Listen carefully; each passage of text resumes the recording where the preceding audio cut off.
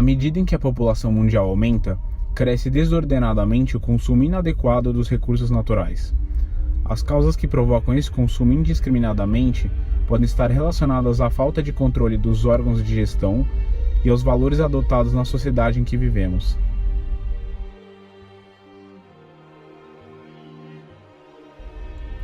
A poluição ambiental mata cerca de 1,7 milhões de crianças no mundo. Existem vários tipos de poluição ambiental. A poluição atmosférica é a que mais causa morte, matando cerca de 9 milhões de pessoas por ano no mundo. Na China, a poluição do ar mata cerca de 2 milhões de pessoas por ano. Dentre as doenças que são causadas pela poluição do ar estão bronquite, pneumonia, asma, rinite, sinusite, cardiopatias. Diferente do que a maioria da população pensa, a poluição ambiental ela não é só prejudicial para o sistema respiratório, predispondo a doenças respiratórias como é conhecida de todos, asma, DPOC, que é a disfunção pulmonar crônica, enfisema, bronquite, câncer, inclusive câncer do sistema respiratório, câncer do pulmão, mas ela também, cada dia vem crescendo mais. Sociedades brasileiras de cardiologia do Brasil e do mundo vem mostrando que o nosso foco tem que ser direcionado para outras doenças também, principalmente as doenças cardiovasculares. E quando nós pensamos em poluentes, o Brasil, São Paulo é campeão em poluentes, estamos crescendo a cada dia na poluição ambiental e a importância do conhecimento para que nós possamos tomar uma atitude frente a isso, mudarmos um contexto que é a de diminuição da homeostase, da saúde das nossas crianças, mas também dos nossos idosos e de nós também.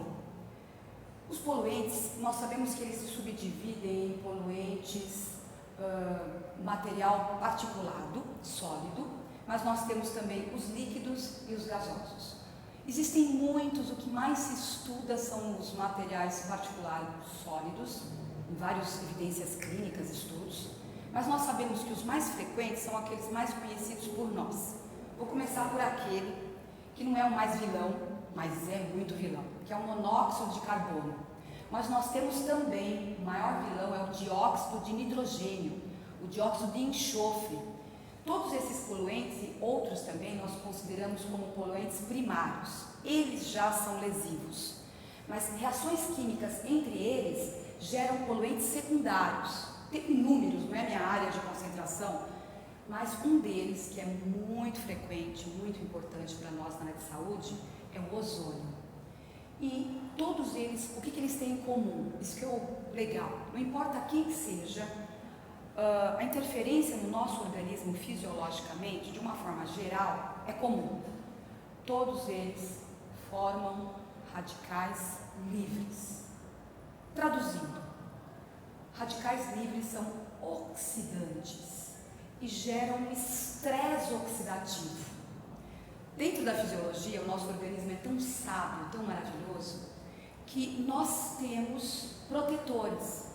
Muitas enzimas e reações que são responsáveis por eliminar, por diminuir esses radicais livres. Mas, frente a um número aumentado, cigarro, nós produzimos também na cadeia respiratória radicais livres, a poluição ambiental que vem aumentando a cada dia e outros elementos, nós não conseguimos ter estas enzimas, estas reações químicas que eliminam esses radicais livres e eles prevalecem no nosso organismo. Alguns das enzimas importantes para nós é a glutationa transferase, ela é a estrela, a mais importante. E aonde que vem já um potencial nas crianças? As crianças não produzem muito dessa glutationa transferase, que se subdivide em vários tipos. Além das crianças não produzirem, imunologicamente ou na realidade até geneticamente, elas podem ter menos de alguma destas glutationas, prevalecendo mais ainda radicais livres, que acometem principalmente quem? O sistema respiratório.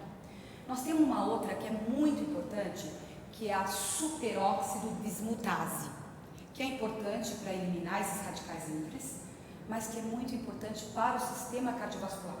Existem outras também, como a peroxidase, catalase, que estão ali para nos proteger desses radicais livres. Mas a partir do momento que eu tenho uma quantidade muito elevada, em São Paulo, quando eu não me protejo, eles prevalecem. E esse estresse oxidativo vai gerar o que no tecido? Quer seja o tecido respiratório, quer seja qualquer tecido, qualquer célula, qualquer parede, qualquer membrana, vai gerar um processo inflamatório. Um processo inflamatório agudo, que com certeza, se eu não elimino, vai gerar um processo inflamatório crônico. Essa cronicidade que predispõe ao câncer, essa cronicidade que predispõe a disfunções respiratórias, mas não só elas, cardiovasculares, arritmias, infarto, aterosclerose e outros quadros que podem predispor não só a uma diminuição da qualidade de vida, mas também a óbito, principalmente em crianças, porque a imunidade é mais baixa, a capacidade de proteção é menor, e no nosso idoso também. Apesar de vocês terem colocado crianças, eu não posso esquecer de dizer a gestante. A gestante carrega nela um ser que estará entre nós daqui a pouco. E quando ela respira esse ar poluído, todos esses radicais livres penetram a sua circulação, o seu sistema respiratório. É triste falar como farmacêutica, mas eu tenho uma absorção, uma biodisponibilidade aumentada de poluentes que vão agredir não só o sistema respiratório, mas que na circulação vão lesar, vão gerar um processo inflamatório, uma modificação do epitélio dos vasos. Esse vaso sanguíneo com o diâmetro diminuído, com alteração da sua morfologia, gera aterosclerose, que além de diminuir a circulação para todos os tecidos, todos eles são prejudicados, é prejudicado o cérebro e o sistema cardiovascular e o sistema renal, que nós consideramos órgãos vitais. Então limita muito a qualidade de vida de qualquer ser vivo, adulto, mas principalmente criança, idoso e a gestante, no caso, o ser que está dentro dela. Não podemos esquecer que essa lesão que ocorre nos vasos predispõe muito a trombos, aumentando por isso o risco de trombose. Então, pessoas que já são cardíacas, pessoas que já possuem disfunção respiratória, aumenta muito mais o risco. Antes de vir para cá, eu li um pouquinho aquilo que me interessa muito. Saber isso, nós sabemos a preocupação grande, que aumenta a cada dia. Mas as evidências clínicas, o que elas estão mostrando para nós a cada dia? Que sim, o risco de morbimortalidade aguda e crônica está aumentando muito. Principalmente em locais congestionados, onde eu tenho uma elevada combustão, poluentes ambientais, pessoas que já são cardíacas, crianças idosas, frente a um estresse emocional do congestionamento, podem predispor à morte súbita. Então vem aí uma importância de nós trabalharmos não só como profissionais da área de saúde, mas de cobrarmos dos órgãos superiores uma mudança frente a isso. Já existe o dia onde nós não saímos com o nosso carro, mas tem que ter outras políticas, da parte de vocês, futuros biomédicos também, né? De informarmos a população, assim como vocês estão fazendo, da importância de muitas vezes não sair de casa num momento congestionado. É triste, mas estarmos dentro do carro com as janelas fechadas e corrigirmos, verificarmos como é que está o nosso ar condicionado, porque às vezes ele é um poluente também. E muito importante, eu sou uma daquelas que levanta a bandeira sempre, a atividade física, não ao sedentarismo, só que tem que escolher o local e a hora de fazer a atividade física. Atividade física num local poluído, congestionado, não é positivo. Tem estudos mostrando que o próprio atleta fazendo atividade física numa área poluída vai ser mais prejudicial para ele do que benéfico, justamente porque ele vai estar recebendo o poluente ambiental. A poluição hídrica também é um fato muito importante e está relacionado com a falta de saneamento básico, causando impacto direto na saúde da população. Observa-se que a economia do país interfere diretamente. No Brasil, por exemplo, está havendo uma queda no investimento de duas bases importantes para a sociedade: saúde e educação. Temos hospitais cheios e com poucos funcionários e poucos equipamentos. Na educação, falta investimento e orientação com os cuidados para com o meio ambiente e os cuidados com a água. Professor, o senhor poderia fazer algumas considerações iniciais sobre a água e o nosso planeta? Olha, a água talvez seja um dos temas mais importantes da atualidade para nós aqui no planeta, né? Eu poderia dizer inicialmente que a água ela é essencial à vida, né? Nós, como seres humanos, não podemos viver sem a água. Basta dizer que praticamente 70% do nosso organismo é constituído por água. E todas as reações bioquímicas que ocorrem no nosso organismo são baseadas ou em meio aquoso, né? Ocorrem em meio aquoso. Daí a importância da água para todos nós, como seres humanos. Outro fator importante, né, com relação à água, de toda a água que nós temos no planeta, 97% dessa água é água salgada. Apenas 3% da água que nós temos é água doce, sendo que 2% estão nas geleiras, estão congeladas. Então apenas 1% nós temos de água para toda a humanidade. Então é algo que a gente tem que prestar muita atenção e cuidar bastante, né? Estudos recentes da Organização Mundial de Saúde demonstraram que nos últimos 50 anos o consumo de água triplicou na humanidade. Isso é preocupante, né? Outro fator importante que a Organização Mundial detectou é que 80 a 90% dos seres humanos ainda consomem água sem tratamento. 80% como média geral e 90% nos países mais pobres, né? Prevê-se, segundo a Organização Mundial de Saúde, que em 2050 cerca de 40% da população mundial terá uma grande dificuldade de acesso à água potável. Então, olha a preocupação que nós temos que ter com esse 1% de água doce do planeta. Ainda nesse relatório da Organização Mundial de Saúde, constatou-se que 1,7 milhões de crianças morrem por ano devido a fatores ambientais, e o maior deles é a água contaminada. Quais são as principais fontes de contaminação da água? Bom, em primeiro lugar, é bom que a gente se saiba que a água contaminada é aquela que pode trazer algum dano à saúde da população.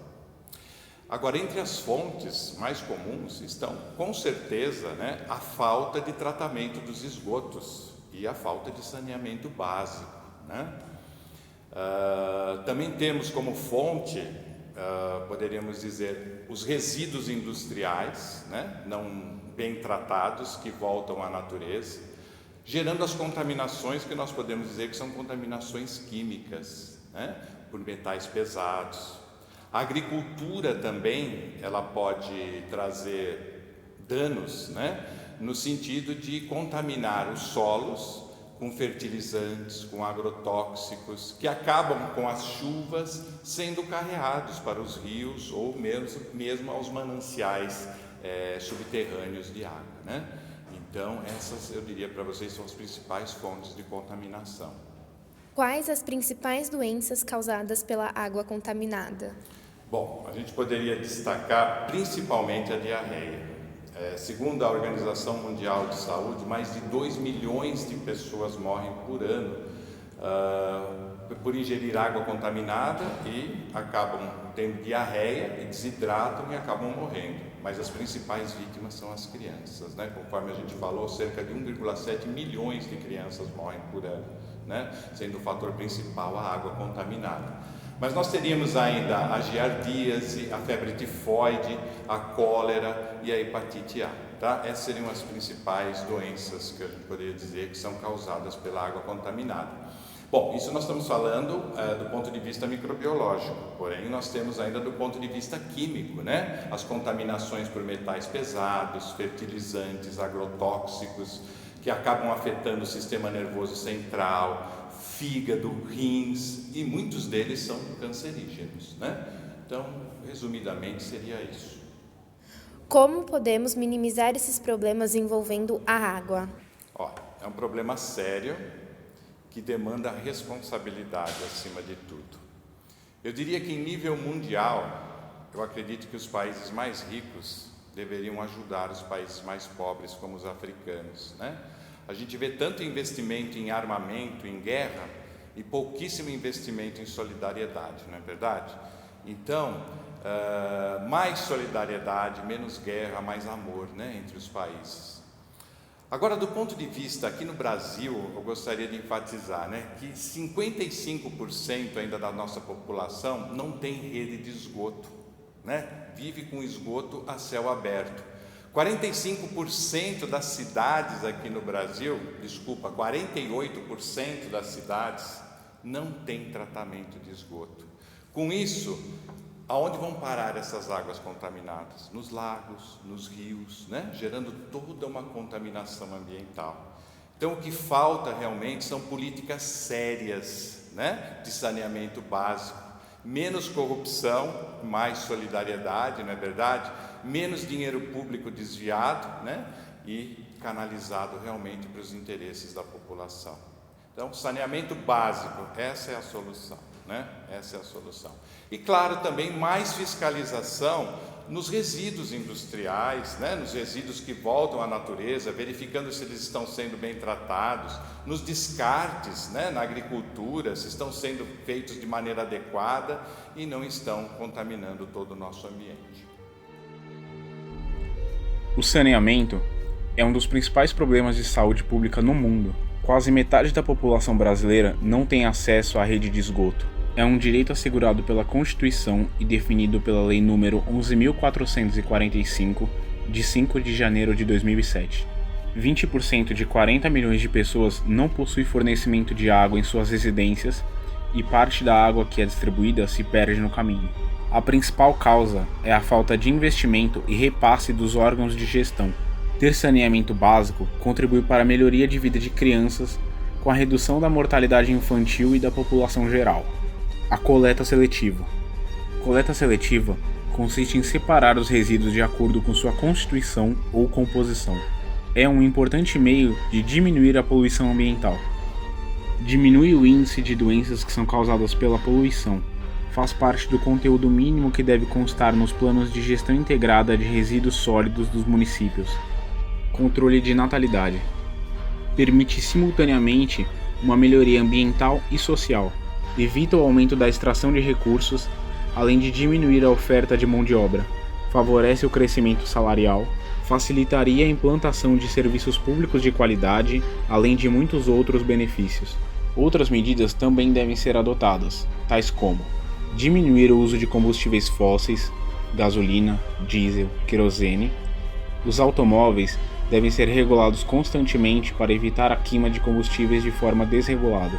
Instalação de sistemas de controle de emissão de gases poluentes nas indústrias. Ampliar a geração de energia através de fontes limpas e renováveis, hidroelétrica, eólica e solar. Recuperação do gás metano nos aterros sanitários. Usar ao máximo iluminação natural nos ambientes domésticos. Não desmatar florestas, pelo contrário, plantar. Outro fator que pode ser extremamente eficiente no processo de conservação está inserido no contexto da educação. Essa forma ocorre na construção de um ensino ligado à qualidade e não à quantidade. Nesse sentido, é necessário que exista uma conscientização por parte da sociedade para que as medidas adotadas sejam eficazes.